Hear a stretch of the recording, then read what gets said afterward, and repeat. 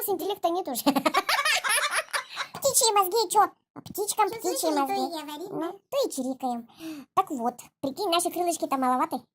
Нам-то до Москвы, там до разных югов-то сейчас не доберешься, а бы как, на крыльях-то на своих. На самолетиках придется добираться. Ну, я вообще-то уже 5 лет не летаю, да? Ну, мало ли, вдруг позовут и поеду. А сколько сейчас билет стоит? Да фиг знает, иногда можно и за 8 штук взять, а иногда и до 40, а то и выше. У тебя Аэрофлот-то больше не летает? Чем Якутия плоха? Да ты что, не летала, что ли, на Якутии? Ее что, не хватит на всех, что ли? Так ее-то хватит, так дело-то в том, что это самая такая компания, которая совершает больше всех задержек. Они же вечно, как минимум 2 часа, а то и на сутки откладывают свои Главное, рейсы. это в порядке вещей. Я вот давеча, читала. ТСМ же тоже сейчас говорят, а вот не будем мы до 19 или там до какого-то числа ждите, мы дадим ответ, может быть, мы в ваш Якутск, на ваш странный аэропорт, на аэропорт, так и не приземлимся.